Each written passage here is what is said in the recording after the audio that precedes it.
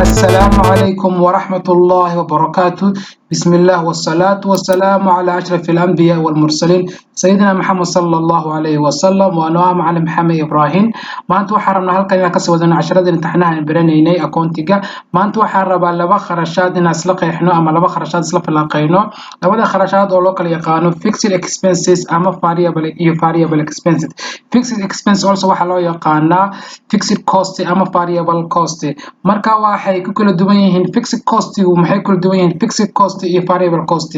fixed cost waa expenses ama kharashaad waa xadidan, laakiin variable muxuu ahaa cost waa maxay waa kharashaad isbeddelaya oo aan xadidnayn. oo tusaale ahaan dartan sales kan oo kale sales waxaan iibiyay lacag alaab waxaan iibiyay $1 ayaan iibiyay alaabta $1 ahayd waxaan ka gooyay muxuu ahaa variable cost waxa waa expenses kharashaad waxa waaye isbedbedela waaye. oo tusaale ahaan waxa kamid ah muxuu ahaa electricity ka kamid oo kale korontada oo kale muxuu ahaa marka fixed ma taqaan sales kan alaabtan iibiyay marka laga gooyay variable cost-ga waxa ay soo baxay 700 maxaa loo yaqaan waxa loo yaqaan contribution ayaa loo yaqaan contribution also waxa la dhihi karaa profit ayaa la dhihi karaa, laakiin profit-ka saxda ama waa maxay waa gross profit waaye oo lagama goyn fixed cost-ga. marka fixed cost-ga laga gooyo ayaa wixii soo baxa ayaa la dhihi karaa muxuu ahaa net profit oo ah faa'iido guud ee saafiga ahayd. marka fixed cost iyo variable cost wax saas ma aha waa maxay waxa waaye muxuu ahaa tusaalayaashan oo kuwan waa maxay fixed cost waa maxay waa kharashaad waaye aan isbedbedeleen oo tusaale ah waxa kamid ah depreciation ka kamid ah waxa kale oo kamid ah rent ka kamid ah waxa kale oo kamid ah salary-ga muxuu ahaa fixed cost-ga tusaale hadaan ku sheego hadda kirada company ku jiro ama shirkadu muxuu ahaa kirada ay ku jirto oo dabaqa laga ama building ay ku jirto hadii uu mataqaana rentigu yahay $1 yahay ama $500 yahay rentiga bishii ay bixiso kuma xirna hadii company-gu soo saaro alaab badan la dhihi maayo alaab badan buu soo saaro rentiga muxuu ahaa kirada loo kordhiyo la dhihi maayo ee maxaa laga qaadaya bil kasta 5 kun ayaa laga qaadaya. hadii company-gu loss galo ama khasaaro galo ama alaab soo saari waayana la dhihi maayo muxuu ahaa kirada laga yareeyo company-ga markasta muxuu bixinayaa rentiga inta uu bixin jiray waa maxay waa fixed cost waa expenses kharashaad waaye muxuu ahaa xadidan waaye. hadda tusaale hadda soo qaad muxuu ahaa variable cost wax sama variable cost waxa waaye waa kharashaad isbedela waaye. hadda electricity oo kale hadii aad company-gu alaab soo saaro oo shaqeeyo more hours electricity ama korontada isticmaalayo waa hadhow lacagta badanaysa expenses kaas kharashaadka waa u badanaya. wages oo kale muxuu ahaa gunnada oo kale markuu shaqaalayaashoodu ay bataanba oo marka soo kharashaadka u badanayaan company-ga hadii ka shaqeyn jiray 5 shaqaale oo 5 shaqaale midkii $100 qaadan jiray $500 qaadan hadaa 2 shaqaale ku soo kordhiso waa maxay kharashaadku isbedelaya oo muxuu ahaa expense-ka bixinaysa $700 buu noqonaya kharashaadku waa sii badanayaan. muxuu marka saas hadda tusaale ahaan tailor oo kale waa maxay waa harqaanka waaye kan dharka tola oo harqaan kale waaye clothes mara wuxuu kalaaya 2 mataqaana meters oo 2 meter oo yahay 1 shirt markuu 1 shirt oo talaaya waa maxay hadda waxa ka hadlaya variable cost ka hadlaya 1 shirt markuu wuxuu ku talaaya $2 ayuu ku talaayay $2 marka uu ku talay ayuu ku talaya $2 oo bottomsna ma maxay waa batoonada oo kale qiimahoodana iyagu wuxuu ahaa wuxuu qaatay 0.6 labor charges shaqaalaha ninka alaabta talay oo harqaanka hayay wuxuu qaadanayay calaashaad wuxuu ka qaadanayay $1 iyo 50 cent ayuu ka qaadanayay. total variable cost muxuu noqday $4 iyo 10 cent ayuu noqday. hadii aan rabo in laba shaati soo saaro qiimihii awal expenses-ka iga baxay dhibilkiisa iga baxay hadda iga baxday $4 iyo 10 cent hadda waxa iga baxaya $8 iyo 20 cent oo $4 muxuu ahaa iyo 10 cent double ay noqonaysaa. oo hadii mataqaana 2 mitir oo shaarka 2 mitriska oo marada hadii $2 ahayd hadda qiimo waa badanaya $4 ayuu noqonaya waa maxay waa variable cost way cost waa isbedelaya. hadii mataqaana bottomiska ahayn 0.6 ahayn hadda wuxuu noqonayaa $1 buu noqonayaa 20 cent. hadii ninka shaqaalaha ka qaadanaya $1 iyo 15 cent $1 iyo 50 cent hadda wuxuu ka qaadanaya $3 oo wixii noqonaya double. hadii mataqaana hadda tan fi hadda rabo inaad 10 shar soo saaro markasta ay shaqadu badato kharashaadku way badanayaan expenses-ku way badanayaan. hadda tan fiir hadda soo saaro 10 sharti meesha maradii 2 meters ka $2 hadda wuxuu noqonayaa $27 ayay noqonaysaa waayo way isbedelaysaa kharashaadka way batay bottomiski guluusadii hadday ahaayeen 0.6 ahaayeen 0.6 hadday ahaayeen hadda maxay noqonayaan $6 ayay noqonayaan haddii mataqaan ninka shaqaalaha laborka oo ku shaqeynaya hadduu ka qaadanaya $1.5 50 ka qaadanaya $1 iyo 50 centi hadda muxuu ka qaadanaya $15 the why is waxa sababtu waxa waaye kharashaadka ayaa badan marka muxuu hadii markii koowaad hal sharti qiimihiis oo ahaa $4 iyo 10 centi hadda wuxuu noqonayaa kharashaadkii $48 ayuu noqonayaa kharashaadka isbeddelaya ayaa waxa loo yaqaanaa variable cost marka wax badan soo saarto kharashaadka waa sii badanaya ما maxay fixed cost fixed cost hadda waa majiinka way alaabta marada muxuu ahaa dharka lagu talo majiinka waxaan ka soo bixiyay marka hore $27 ka soo bixiyay maradii koowaad one shirtiga maxaa isticmaalaya hal majiin shaar kale waxa isticmaalaya hal majiin 10 shaar waxa isticmaalaya hal majiin oo majiinka qiimihiisa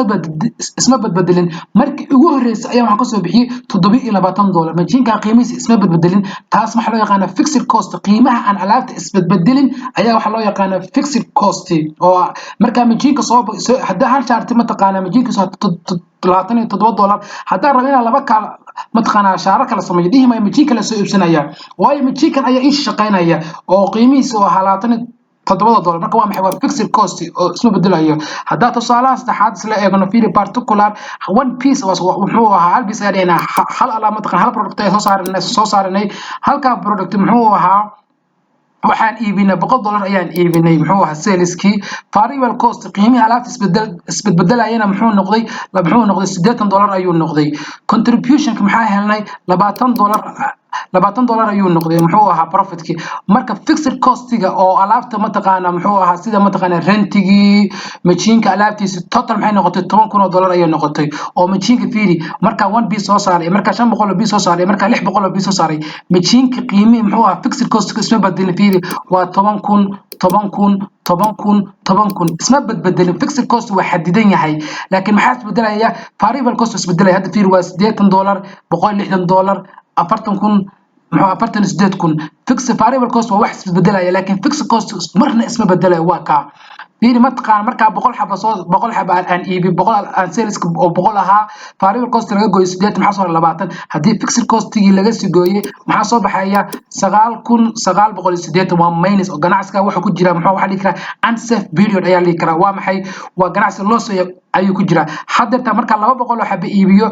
muxuu marka laba boqol xaqan fi 100 times waxa leeyahay 2 waxay noqonaysaa 200 ayay noqonaysaa xagga 8 hadii laba waxay noqonaysaa 160 ayay noqonaysaa 20 meeshan 40 faari muxuu meeshan waxay noqonaysaa muxuu ahaa profitkii waa tan profitku waa badanaya muxuu noqonayaa 40 ayuu noqonayaa laakiin fixed cost-igi isma bedelin fixed cost-igi waa sidiisi waaye oo hadii ma taqaana 40 laga gooyo muxuu ahaa 10,000 waxa soo baxaya 9,960 oo loss ayaa soo baxaya hadii aan 500 oo xabo soo saaro maxaa 500 ayaa waxa ku dhufanaya 100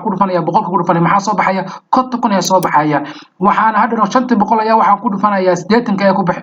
ayaan ma taqaana ku dhufanaya oo ahaa variable cost maxaa soo baxaya 40,000 hadii 500 laga gooyo 40,000 maxaa soo baxaya muxuu ahaa wax soo baxaya 10,000 ayaa soo baxay oo contribution oo profitki laakiin profitka saxda ma waa maxay waa profit waaye laakiin fixed cost-igi aan laga gooyin expenses-ka xadidna aan laga gooyin waaye oo waxa la dhihi karaa muxuu ahaa gross profit ayaa la dhihi karaa fixed cost-ga markii laga gooyay ma taqaana oo 10,000 buu ahaa ganacsiga hadda maxaa soo baxay nil waa zero waxa loo yaqaan break even point ayaa loo yaqaan oo ah no loss no profit ganacsigan hadda wax faa'iido ma wado mana faa'iidin mana khasaarin oo maxaa ahaa contribution maxaa soo baxay oo ah profitka ahaa 10,000 maxaa laga gooyay waxa laga gooyay fixed cost-ga oo ahaa 10,000 isna tan maxaa soo baxay break even point ayaa loo yaqaan oo ah break even point means waa maxay no profit no loss khasaar ma jiro faa'iido ma jirto waaye hadda marka 600 xabo soo saaro 600 xabo bis marka soo saaro 600 ayaa 100 ku dhufanay maxaa soo baxaya 60,000 6 ayaa waxa ku dhufanaya 80 ka ku dhufanaya maxaa soo baxaya 48,000 hadii ma taqaana variable cost waa marka 48 kuma maxay waa variable cost waaye hadii 60,000 laga gooyo ma taqaana 48 maxaa soo baxaya 12,000 oo ahayd contribution of profit ka ahayd gross profitka oo aan laga goyn fixed costiga marka laga gooyo 12 marka laga 12 marka laga gooyo 10 oo ah fixed costigi hadda fiiri fixed costigi still isma bedelayo fixed cost waa maxay waa kharashaadka aan isbedelin waaye 12 kadib 10 laga gooyo waxa soo baxay 2,000 maxaa loo yaqaan waa profit waaye hadda ganacsigii marka oo mataqaana iibiyo 100 xab marka iibiyo marka 200 xab iibiyay iyo marka 100 xab markaan iibiyay total mataqaana muxuu ahaa 60 kun markaan iibiyay variable cost muxuu noqday 48 kun ayuu noqday variable muxuu noqday 48 kun noqday oo 60 kun ayaa xaq goonay variable cost kharashaadka isbedelayay maxaa soo baxay 12,000 kun oo ah profit laakiin profitka saxda ah ma aha laakiin muxuu ahaa waa maxay waa profit waaye laakiin laga goon fixed cost laga goon kharashaadka si dhiman yahay laga sii goon muxuu ahaa markii mataqaana fixed cost laga sii gooyo fixed cost muxuu 10 kun fiiri 10 kun fiiri 1 2 3 4 markasta waa fixed cost waa 10 kun waa warkasta waa siman yahay kaas ayaa loo yaqaan fixed cost oo 12 kun hadii aan ka gooyo muxuu ahaa 10 kun ka gooyo maxaa soo baxay 2 kun 2 kun waa maxay waa profit marka waxaan jeclahay casharka inaan kusoo koobo assalaamu calaykum waraxmatullahi wabarakaatu tusaalayaal waxaa kamid ah fixed cost maxaa kamid ah depreciation ka kamid ah rent-ga kamid ah salary-ga kamid ah variable cost maxaa kamid ah electricity-ga kamid ah wages-ka kamid ah direct labor-ka wax soo dhan ayaa kamid ah marka casharkan cashar laba inta qaadanayno assalaamu calaykum waraxmatullahi wabarakaatu